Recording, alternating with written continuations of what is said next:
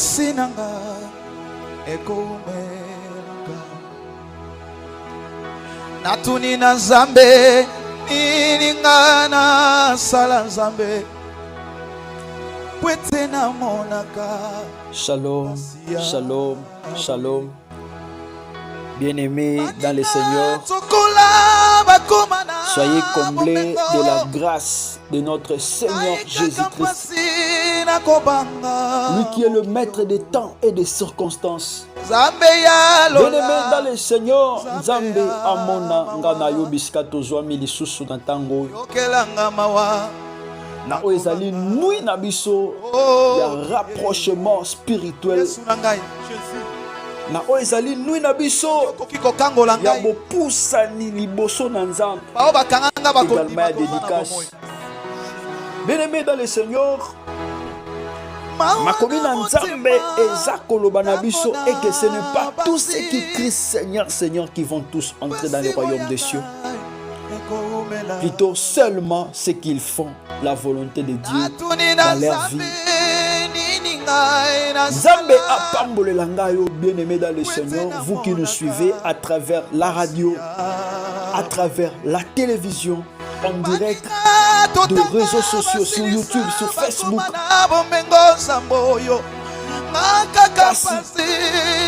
Bokoti na lola kobika loboko na Nzambe eza réservé pour na ba oyo baza kokokisa volonté na Nzambe na ba vie na bango.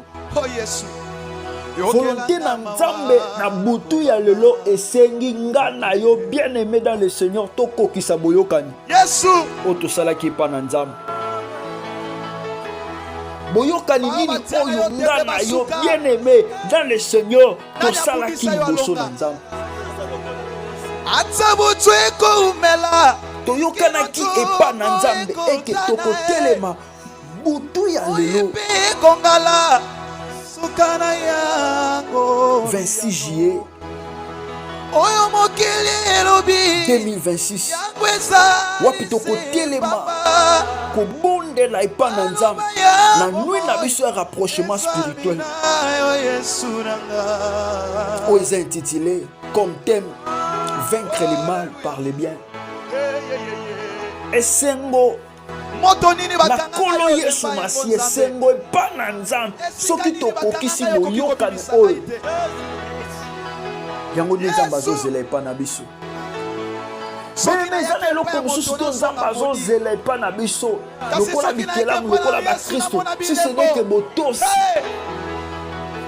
na baengagement tosali epa na ye. Ndeko na nga lien esi ekomeli yo na butu ya lelo. Je ne sais pas, même si vous qui nous suivez en rediffusion, nous vous rappelons que nous sommes en direct de la radio EGG Pro FM. Nous sommes en direct de l'EGG Pro TV. Nous sommes en direct dans la plateforme partenaire Wapi Oyo. Les alliés EGG Pro TV ainsi que dans la radio EGG Pro FM. Dans ma page Facebook officielle. Bien-aimés dans le Seigneur, nous allons comment partager lien comme lien. Bien-aimés dans le Seigneur, vous qui nous suivez, tous la réaction à yo. La moussa de quoi la bien-aimés dans le Seigneur. Kolanda lo sambo oyo mon côté. Kolanda programme oyo mon côté, bien-aimés dans le Seigneur. Kasi landa mona bandeko bozwa mina bango na ndako. La nangona bandeko bozwami na bango, je ne sais pas bozana garde na musala, je ne sais pas na endroit nini au programme au écoute bien-aimé dans le Seigneur. Nzambe apambola yo. Nzambe apambola ngayo bien-aimé dans le Seigneur.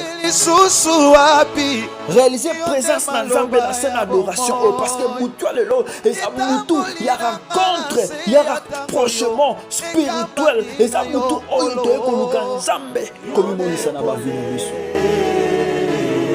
Biblia eza koloba na biso moto moko ta pusana pa Nzambe pa zonga lolenge moko. Ba onyoso ba ya epa na Nzambe.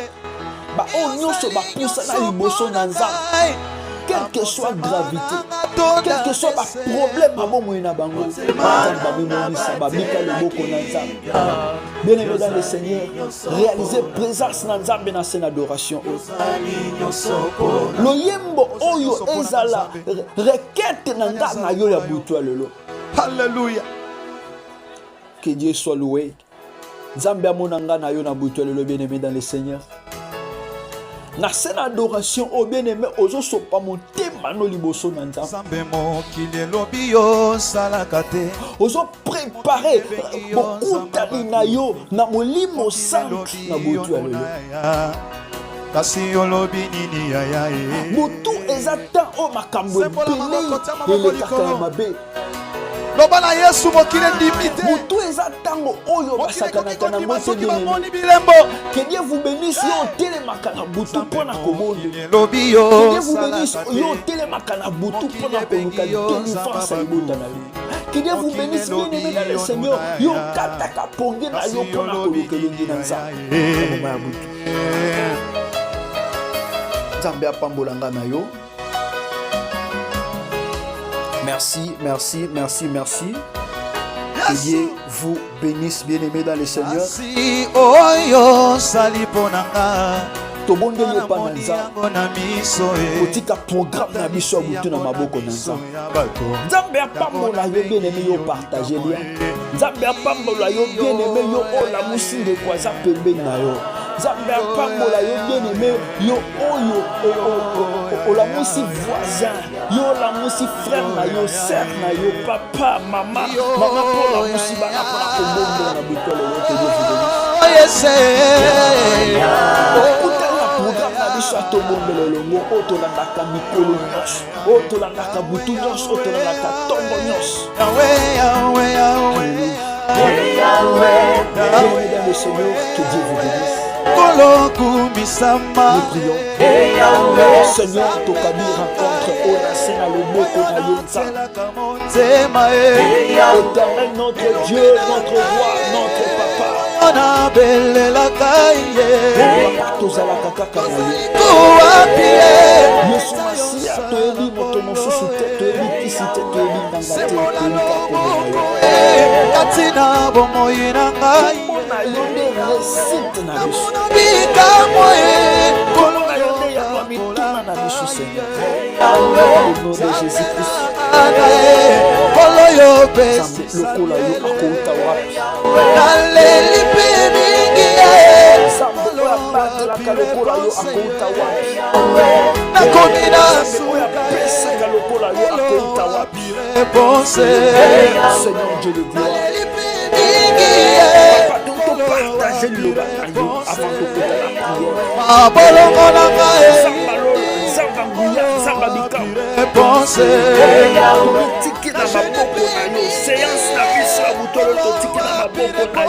Seigneur Dieu de gloire, Dieu de grâce, Dieu de bonté,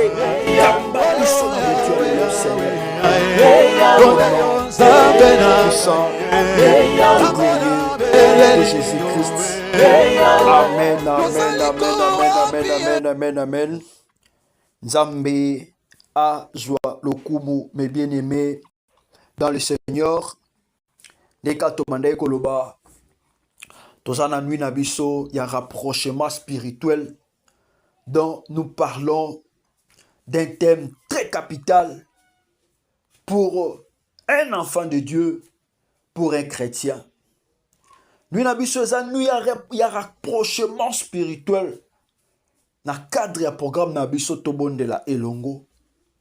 Bien-aimés dans le Seigneur, notre thème, Yabutu Yalelo, nous parlons sur vaincre les mal par les biens, mes bien-aimés dans le Seigneur. Là, notre verset principal, de tirer notre thème dans le livre de Romains chapitre 21, Romains chapitre 12, verset 21. Qu'est-ce que la Bible nous dit? La Bible nous dit ceci. Ne te laisse pas vaincre par les mal, mais surmonte les mal par les biens. Nalinga la bandimboli yango komiti kate mabe elonga yo mwana nzambe. Kasi yo tambola likolo na mabe, yo longa mabe na nzela ya malamu. Objectif bien-aimé dans le Seigneur, il y a message oyo ya butu ya lelo, to ya message ya lo sambo na biso ya butu ya lelo. Et ça juste pour na ko amener ba na nzambe ba comprendre quelque chose. Il y a les bosso ezali, ba na nzambe ba sosolaki. Le mal existe et agit dans le monde. Bien-aimé dans le Seigneur, esengeli nanga na yoto yeba eke mabe existaka, mabe e agisaka, na se na mokili. Pe lisusu, parmi l'objectif na biso ezali, et que mon Christo a répondre, plutôt asengeli a répondre na mabe likolo ya mabe. Cela revient à dire, un vrai chrétien, mwana nzambe ya solo, oya yebi Yesu Masi, oya yamba Yesu Masi na bomo na ye. Il ne peut jamais, il ne peut en aucun jour y a ko répondre to kozongisa mabe na likolo ya mabe. Moko ya objectif ya nuit na biso ya buto lelo, to ya message na biso ya buto lelo. Ten ko yebisa na mwana nzambe moko eke victoire ya mon Christ, c'est-à-dire la victoire du croyant se manifeste lorsqu'il agit selon les caractères de Christ.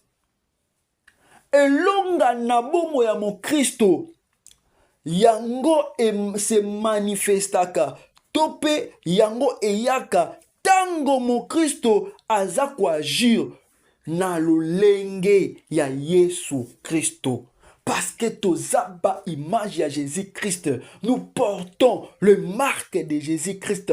Et sengeli na biso, même agissement na biso, ezala lolenge ya ba Christo, mes bien-aimés dans le Seigneur. Nous vivons dans un monde rempli, bien-aimés dans le Seigneur, na otobengi haine, na otobengi violence, na otobengi jalousie, na otobengi vengeance s'il vous plaît, na otobengi injustice. Très souvent, lorsqu'on nous fait du mal, tolukaka, en première réaction na biso ezalaka ya kozongisa lisusu mabe likolo na mabe o basali biso, mes bien-aimés dans le Seigneur. Mais la parole de Dieu nous appelle à une autre manière de vivre, mes bien-aimés dans le Seigneur. Le Seigneur ne nous demande pas d'imiter le monde, mais de manifester son amour et sa justice, mes bien-aimés dans le Seigneur. Alors, que signifie ce contexte? Ne te laisse pas vaincre par le mal. Être vaincu par le mal, c'est laisser les péchés ou les mauvaises réactions prendre le contrôle de notre cœur. Bien-aimé, kolongama na oyo ezali mabe eyi koloba komitika na lisumu, komitika makambo ya mabe yango ezwa likolo elonga na bomoi na biso. Ndakisa korépondre insulte likolo ya insulte, korépondre na oyo ezali haine likolo ya haine, korépondre na violence likolo ya violence, qu'on nourrir ou ezali rancune ou la vengeance, mes bien-aimés dans le Seigneur. Quand nous lisons la parole de Dieu dans le livre des Proverbes chapitre 24 verset 29, la Bible nous dit ceci. Ne dis pas, je lui ferai comme il m'a fait. Je rendrai à chacun selon ses œuvres. Mes bien-aimés dans le Seigneur, lorsque le mal dirige nos paroles et nos actes, il a déjà remporté une victoire sur nous. Ndekonanga, soki mabe eza kodirige maloba na biso lokola mo Kristo, maloba ya mabe lokola mo Kristo, ba acta mabe yeba deja eke oza deja ya kolonga. Mabe se longi vi na yo, péché se longi vi na yo, Satan se longi vi na yo, bandoki deja balongi vi na yo. Mes bien-aimés dans le Seigneur, maintenant différence, il y a ma forme et ma baie, mes bien-aimés dans le Seigneur, Isani. Le mal peut être manifesté par les mensonges. Le mal peut être manifesté par la jalousie. Le mal peut être manifesté par la haine. Le mal peut être manifesté par la calomnie. Le mal peut être manifesté par la vengeance. Le mal peut être manifesté par l'injustice. Le mal peut être manifesté par la colère incontrôlée. Le mal peut être manifesté par les péchés. Galates chapitre 5, du 19e au 21e verset, nous montre les œuvres claires qui détruisent. Nous montre plutôt les œuvres de la chair qui détruisent nos vies spirituelles. Pour gagner le temps, vous pouvez lire dans vos maisons, dans Galates chapitre 5, comme dans la 19e qui est le 21e verset. Bible talisa biso, lolenge kani, oyo, ba œuvre ya nzoto, ezo bebisa, bomo inabiso spirituel, mais bien aimé dans le Seigneur. Alors, comment surmonter le mal par le bien, mes bien-aimés dans le Seigneur? Nanzela, pardon. Matthieu chapitre 6, verset 14, nous dit ceci. Si vous pardonnez aux hommes leurs offenses, votre Père céleste vous pardonnera aussi.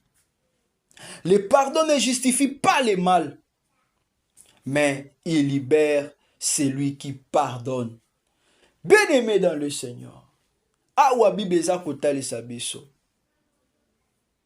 Soki tolimbisi ba obazo sala biso mabe, papa na biso ya likolo akolimbisa biso lokola. Mabe, pardon, yango e justifiaka nango mabe te, kasi yango e liberaka moto oya limbisaka. Mais bien aimé dans le Seigneur, deuxième point pour surmonter le mal, c'est aimer même tes ennemis. Je pense que c'est difficile. Je pense que c'est un point où tu belé bakokakate. Je pense que c'est un point où c'est impossible pour na batu belé. Mais le kola to yambi Yesu, le kola to ndimi Yesu, toza censé me bien aimer dans le Seigneur. Il y a quoi accomplir parce que Bible lobi kaka baoba to sakanzame oba salaka onzamba lingi ndeba kokota bokonza likolo ya moto ki tota koloba na introduction na biso. Mais bien aimé dans le Seigneur, la Bible nous pousse ya kolinga même ba ennemi na biso. Mais moi je vous dis là dans Matthieu chapitre 5 verset 44, mais moi je vous dis, aimez vos ennemis, bénissez ceux qui vous maudissent, faites du bien à ceux qui vous haïssent et priez pour ceux qui vous maltraitent et qui vous persécutent. Mes bien-aimés dans le Seigneur, c'est l'un de l'enseignement le plus difficile, mais aussi le plus puissant de Jésus. Et cet enseignement, mon coup, est difficile. C'est un point où quelque chose oyo ebele na bato bako salangote pe bako kako salangote facile ya koloba facile ya côté ya même na basali na nzambe bele ezalaka difficile. Point oyo kotala mutu moko boye asali yo mabe, kotala mutu moko boye azokisi motema na yo, kotala mutu moko boye aimilie yo na miso ya bato, kotala mutu moko boye osala ye malamu mais lelo akoma ennemi na yo.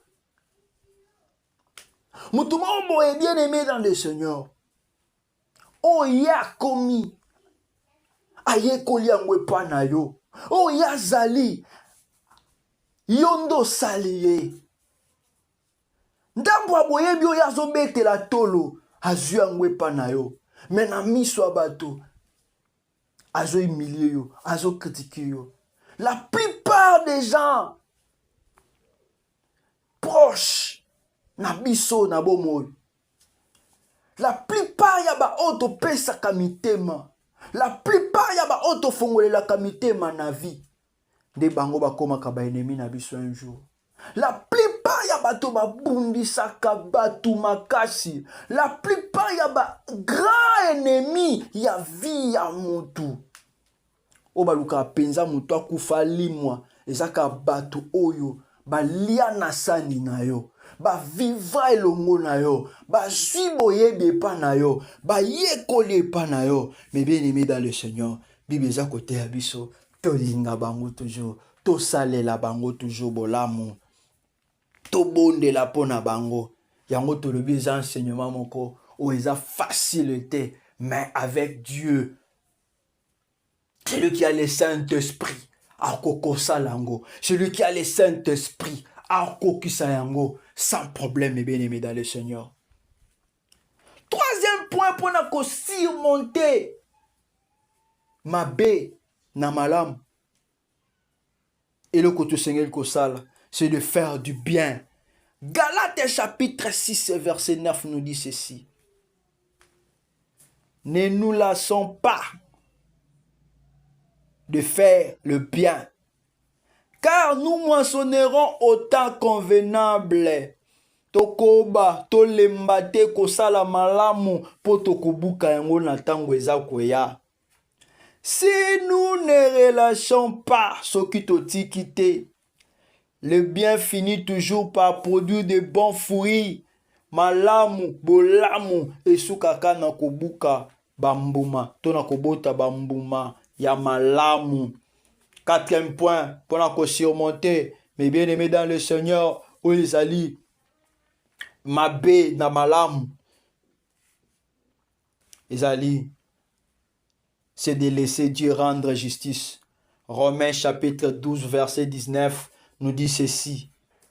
Ne vous vengez point vous-même, bien-aimés, mais laissez agir la colère de Dieu, car il est écrit, à moi la vengeance, à moi la rétribution, dit le Seigneur. Le chrétien remet sa cause entre les mains de Dieu. Bien-aimé dans le Seigneur, awa kolo atei biso eke esengeli na biso te biso moko tosala justice.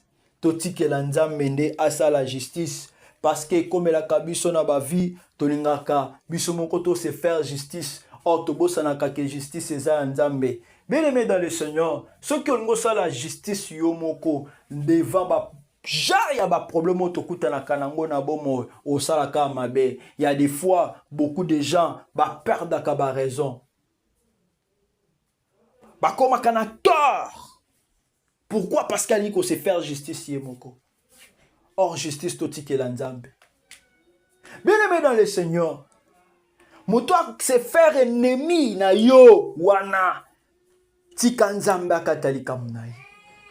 Moto o atelemi bien-aimé dans le Seigneur, loko l'ennemi, mais aye koli a junior so epa na yo. O ya komi eza yo, yo tangisi ye, yo lakisi ye, yo ye kolisi ye, yo bokoli ye, mais le loi atelemi comme ennemi na vie na yo bien-aimé dans le Seigneur.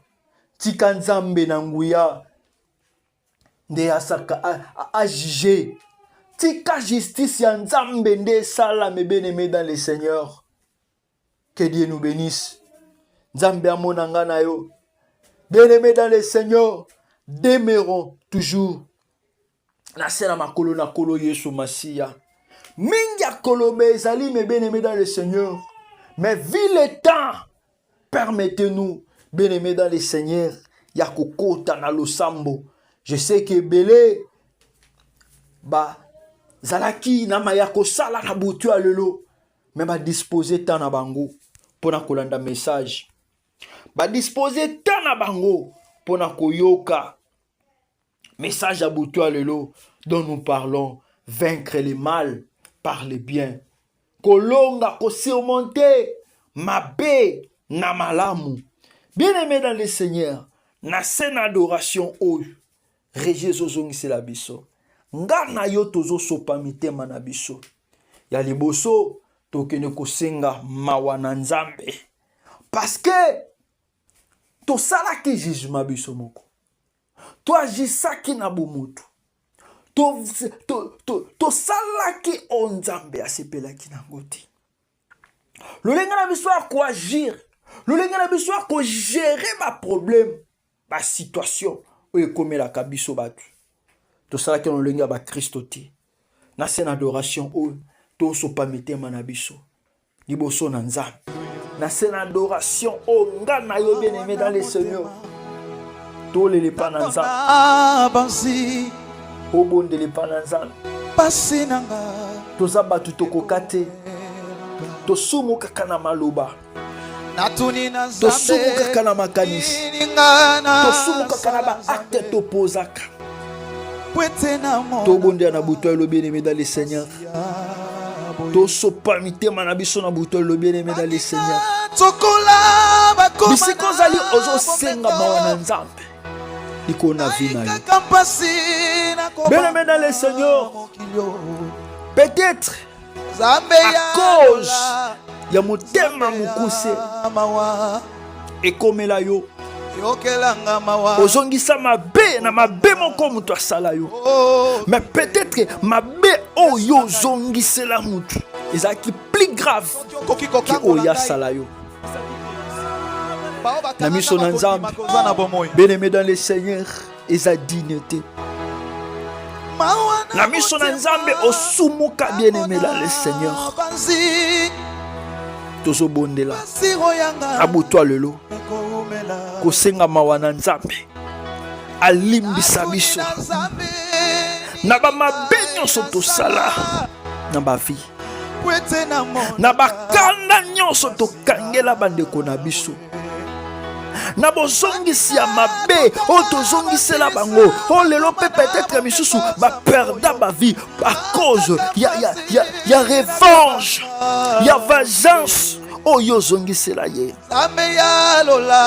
Tobondela liboso na Nzambe na butu lelo tosenga mawa na Nzambe. Au nom de Jésus prions. Zambalola tosengi mawa na yo Yesu Christ likolo na ba vie na biso Seigneur. Zambalola mawa na yo le roi de gloire, mawa na yo Shiloh d'Israël, mawa na yo Dieu de paix, mawa na yo Jéhovah Rapha. Nzambe likolo na bomoi na biso tozamba tutokoka te Nzambe na nguya. Toagisa mabe Nzambe na maloba, toagisa mabe Yahweh na makanisi na ba acte. Tokimele pa na yo Nzambe tokosenga mawa na yo Nzambe na nguya tala ba Kristo babelemi liboso na yo. Nzambe na bomo tala ba Kristo baye liboso na yo mokonzi bakonzi. Yesu Kristo yoka mawa. Nzamba nguya yoka mawa. Nzamba kembo yoka mawa. Au nom de Jésus-Christ de Nazareth. Au nom de Jésus-Christ de Nazareth. Nakombo na Yesu. Nakombo na Yesu. Alléluia. Alléluia. Alléluia. Alléluia. Alléluia. Zambalola tosenga mawa na yo Nzambe. Yahweh toi agisa na ba sentiment bomoto Yesu Christ. Zamba nguya na butwa lelo toye. Seigneur notre roi, Seigneur notre Dieu, Nzamba lola toye Nzambe na nguya. Au nom de Jésus-Christ de Nazareth, au nom puissant et glorieux de Jésus-Christ de Nazareth, Zamba lola, Zambe mobateli, Zambe mobondisi, Père éternel, Dieu de bonté, Dieu tout puissant, Papa toye, papa toye, papa toye, papa toye. Toye kole la epano Yesu Masia. Toye kole le pano Zambaluka moi. Toye kole le pano le rémunérateur. Toye kole le pano le consolateur. Aie pitié, aie pitié, aie pitié notre Dieu. Aie pitié notre Dieu. Aie pitié notre Dieu. Aie pitié notre roi. Aie pitié notre papa. Aie pitié les consolateurs. Aie pitié les rémunérateurs. Aie pitié les dieux qui élèvent. Au nom de Jésus-Christ de Nazareth. Nzambangouya, Nzambakembo. Papa toye. Nzambabikama toye. Nzambakembo toye. Bien-aimés dans le Seigneur, tous au bon de l'épanazam. Aux obéles la makila na yesu sopanabo moinayo. Bien-aimés dans le Seigneur, bisika wapi oyo. Bato mokili, basoluka, makila, yabato sopana. Bien-aimés dans le Seigneur, yoso belela. Makila Yesu sopana na kombo na nguya Yesu Kristo. Bien-aimé na vie na yo, bien-aimé na santé na yo, bien-aimé na banzela na yo, epeto la motema na yo. Prions bien-aimé, prions bien-aimé, prions bien-aimé, prions bien-aimé. N'appelez pas bien-aimé dans le Seigneur. N'appelez pas, prions, prions, prions, prions. Vous allez nous appeler Nasuka. C'est sûr aussi de nous biper parce que tout le temps il y a prière. Bien-aimé dans le Seigneur. Prions, prions, prions, prions, prions. Bondela, bondela, bondela, bondela, bondela. Bela makila na Yesu Masia. Répète la bombe na yo, répète la vie na yo, répète la santé na yo. Bien-aimé dans le Seigneur. Maman kwa kilino wana. Oye boma, oye sopa makila. Bien-aimé dans le Seigneur. Bouto le lozo bondela, ozo bondela, ozo bondela, ozo bondela. Epananzam. Ozo bondela pana kolone sumasia. Ozo bondela. Ekolanga bondela, bondela, bondela. Bondela pananzam. Bele la makila na Yesu. Esokola bomwe na yo. Esokola bomwe na yo. Esokola santé na yo. Esokola santé na yo. Esokola santé na yo. Au nom de Jésus-Christ de Nazareth. Au nom de Jésus-Christ de Nazareth. Prions bien-aimés. Prions bien-aimés. Na kombo na Yesu Christo. Bien-aimés dans le Seigneur. Tozo bonde la na butelelo. Tozo bonde la na butelelo. Tozo bonde la na butelelo. Prions, prions, prions. Prions bien-aimés dans le Seigneur. Prions bisiko zali. Bondela. Bondela makila na Yesu. Yesu kola vina yo. Yesu kola santé na yo. Bondela bien-aimés dans le Seigneur. Bisika wapi. Oyo bato mokili. Bazoluka. Basopa makila na yo. Bien-aimé, pele la makila na yo somasia sopana. Sopa makila somasia la banzela na yo. Banzela na yo. Ekoma moselu pona baini na yo. Ekoma moselu pona babundisi na yo. Au nom de Jésus-Christ. Au nom de Jésus-Christ. Au nom de Jésus-Christ. Zamba nguya tobeleli makila na yo nzambe. Esopana, esopana, esopana. Nzeleza la moselu. Yawe nzambe pona babundisi. Yawe pona baguna. Na kombo na Yesu. Bisika bazoluka basopa makila nanga. Bisika bazoluka basopa makila nanga. Bana nanga libota nanga. Ya mama ya famille nanga. Zambe na lola. Bana yeko sopa makila na yo Yesu Masia. Bana yeko sopa makila na yo Yesu Masia. Bana yeko sopa makila na yo Yesu Masia. Au nom de Jésus. Au nom de Jésus. Au nom de Jésus. Sopa makila nzambe na bobo. Na mutwale na baba ba Kristo. Au nom de Jésus-Christ. Au nom de Jésus-Christ. Au nom de Jésus-Christ. Au nom de Jésus-Christ. Zamba nguya tobele makila na yo. Zamba tobele makila na yo. Yesu Christ tobele makila na yo.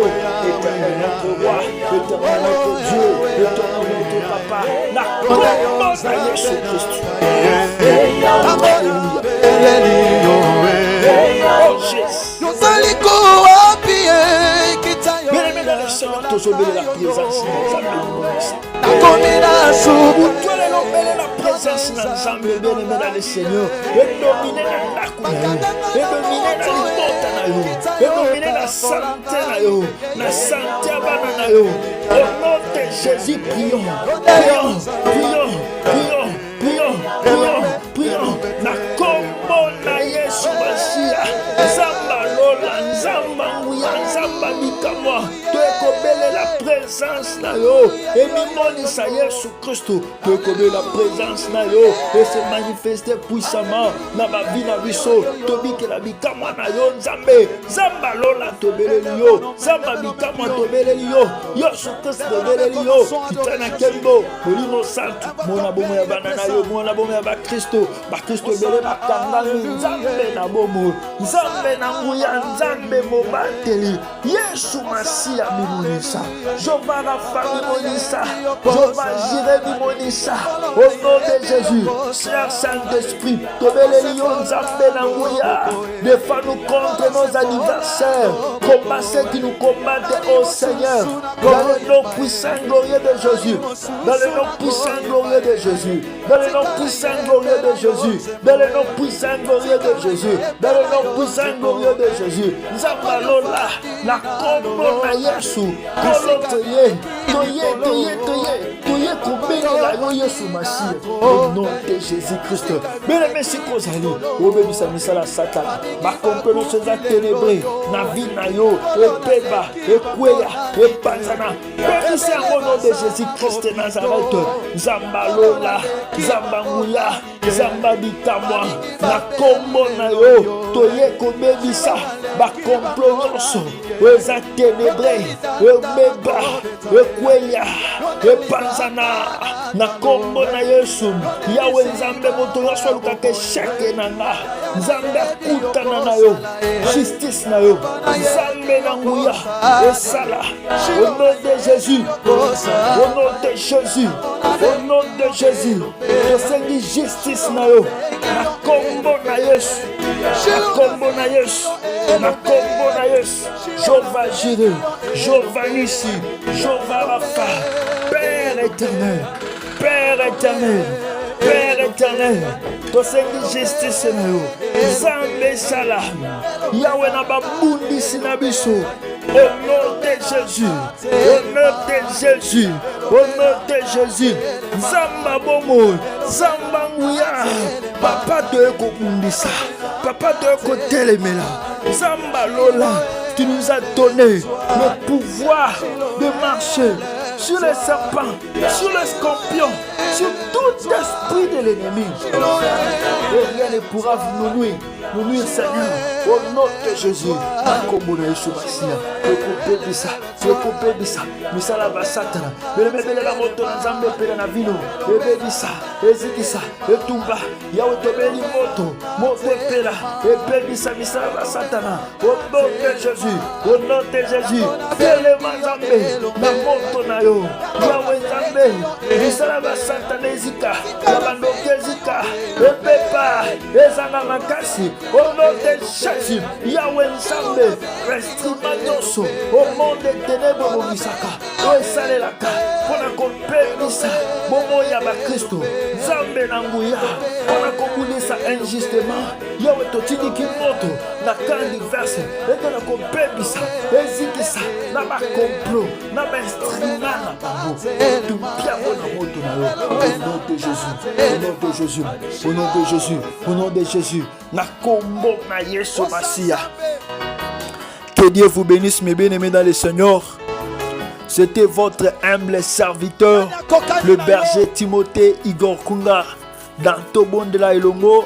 Zambia Pambolanga na yo tozalaki présent na butua lelo na nuit na biso ya rapprochement spirituel oyo wapito intitulé yango vaincre le mal par le bien na moment o mabe eza koluka dominer na bavi na biso lokola bana nzambe totelemi mpona korenverse yango elonga te ezwa esika te mpo Yesu Kristo nde molongi. Nzambe apambolanga na yo butu malamu bien-aimé dans le Seigneur. Soki kolo Yesu azongi te tokutana ba programme na biso to célébrer kana ba groupe to célébrer bien-aimé dans le Seigneur na nzela pe ba page na biso officiel. Vous qui nous suivez par la radio, vous pouvez nous contacter au plus 243. L'ité s'appelle Sakio. Le sambo s'appelle Sakio.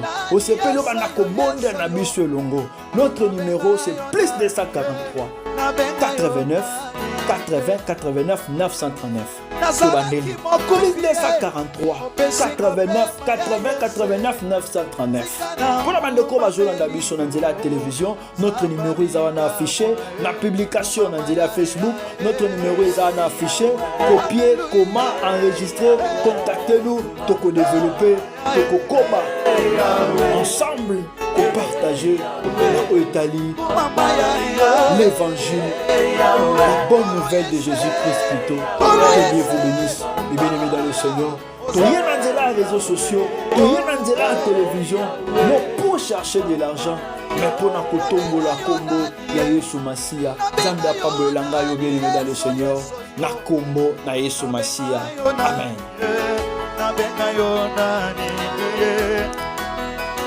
Bakananga wapie oyo koki kobimisa ngai te Yesu kolo sembola loboko sembola loboko moto nini bakotisa ngai